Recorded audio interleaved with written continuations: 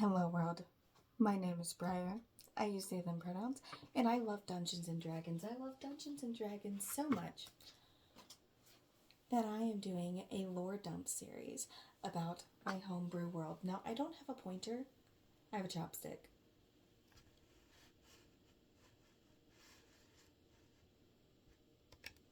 That's better. Okay, so before we get into it though, Olivia, if you're watching this, this is the no goddess. So I'm going to give you a minute to click off if you need to. If not, great. Happy to have you. If so, it's okay. I think you'll like the Asperial video a lot more. That one's also got more lore to it.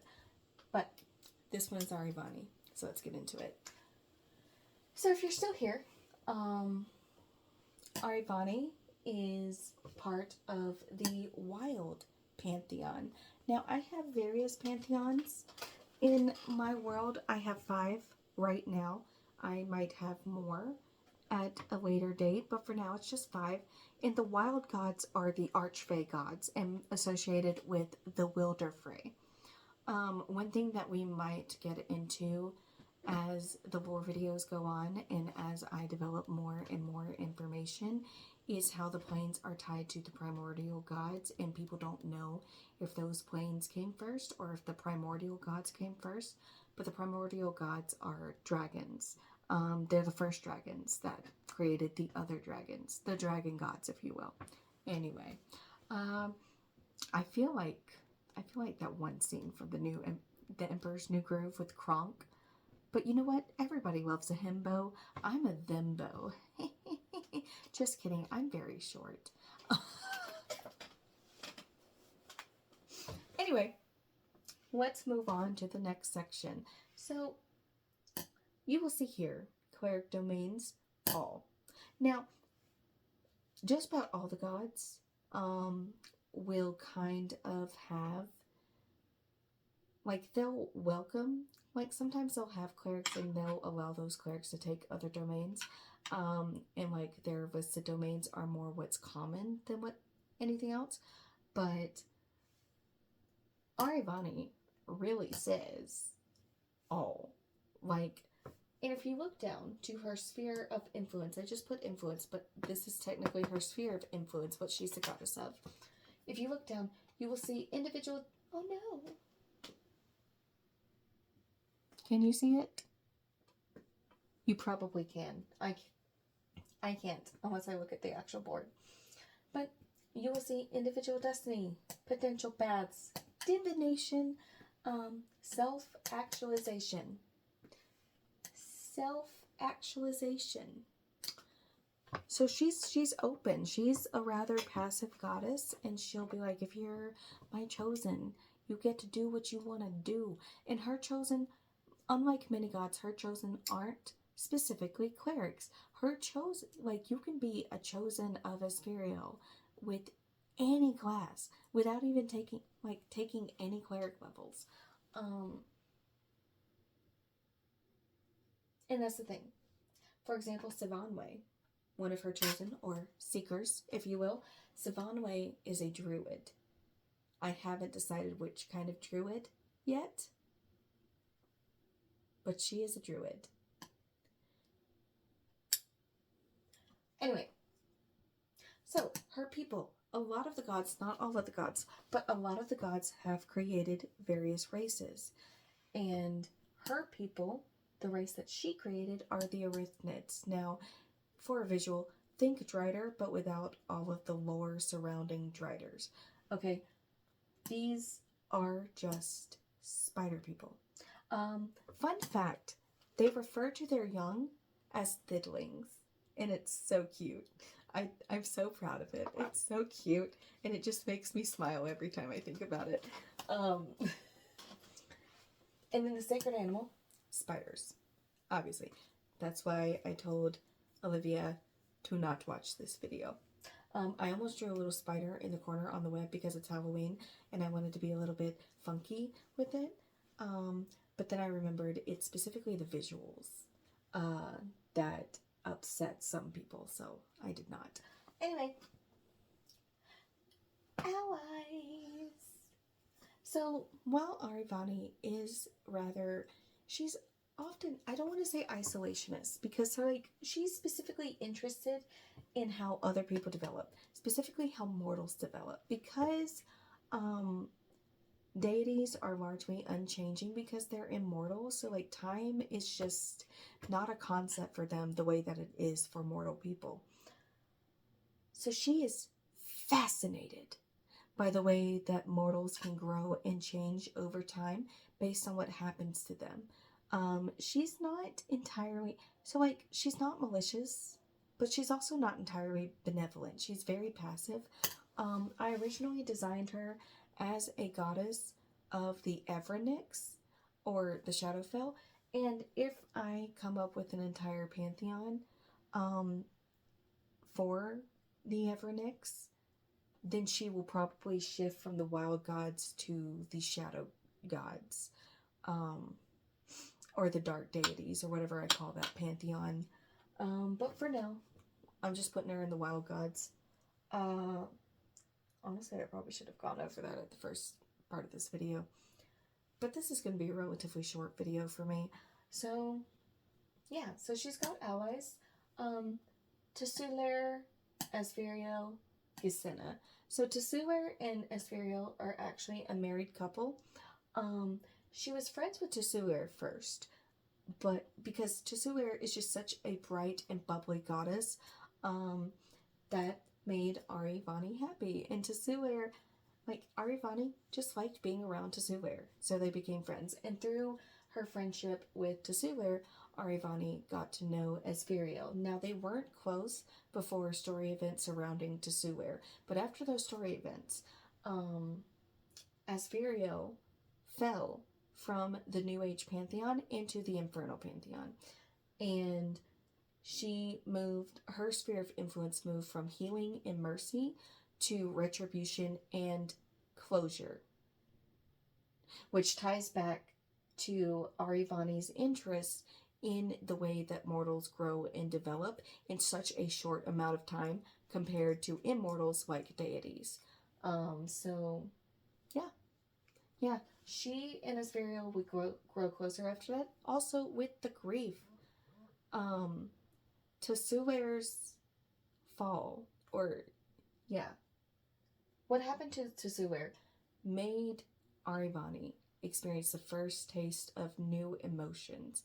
And instead of being fascinated, like, it was a new experience for her, which she should have been fascinated by, but she was too caught up in the loss of her best friend.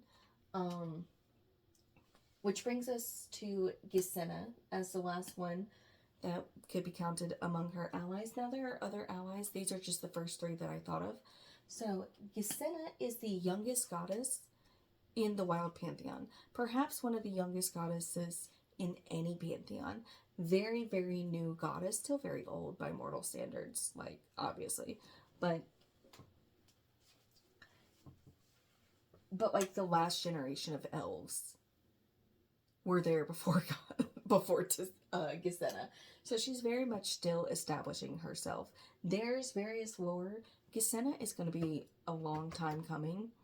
Like, I'm not going to have her lore video in a good while because I'm still working out some mechanics, some stories, and some feats for her.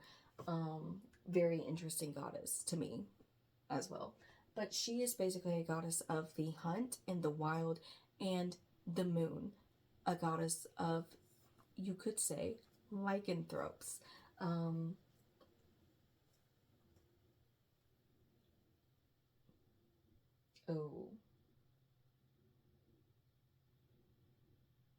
I just thought of something. Let me write it down. Sorry, that was too perfect. God, I love Gisena. Where did I put my... Here it is. So, Gisena is her last ally that I thought of off the top of my head.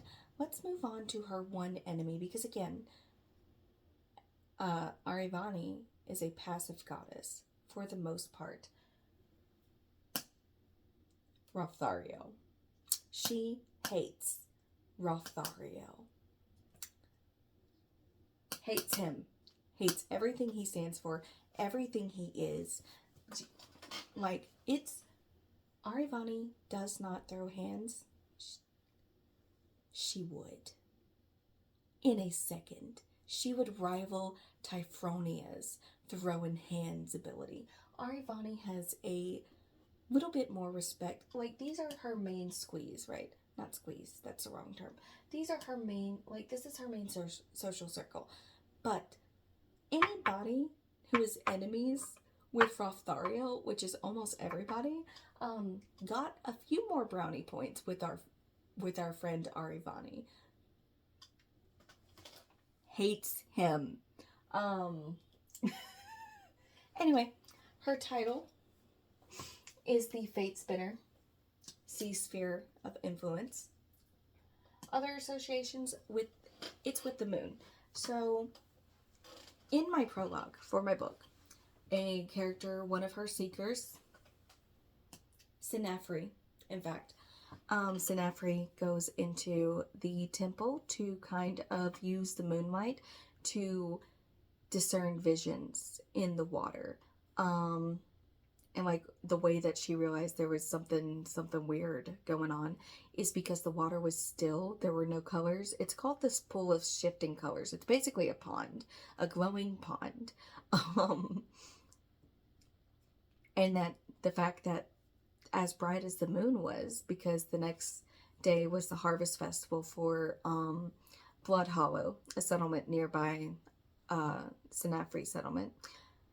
They always do the harvest festival on the last full moon of the October equivalent. The months have different names. I need a list of all of my gods before I decide the months. Anyway. So yeah.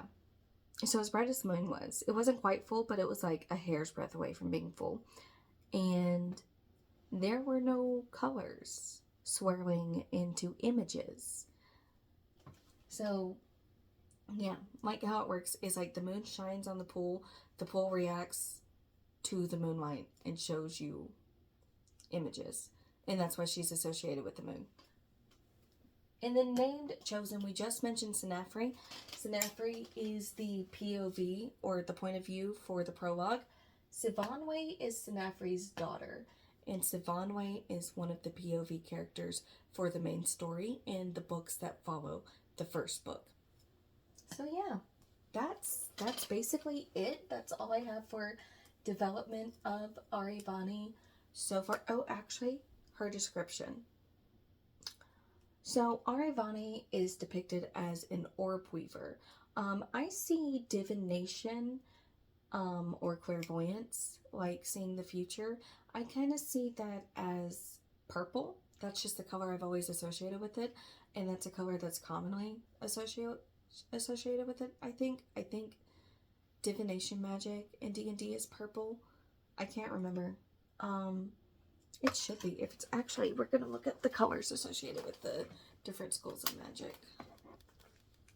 Is it out of the camera? Google Chrome. I should have done this beforehand.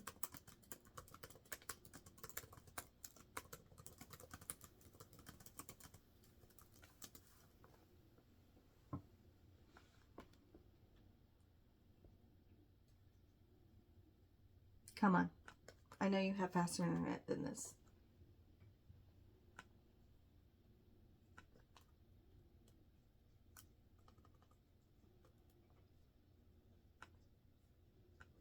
There we go. Oh, illusion magic is purple. Divination is silver. I disagree. So...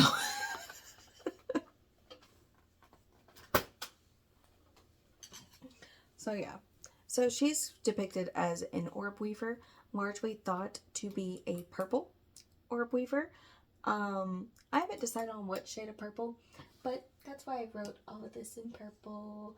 Like various other gods will have different colors.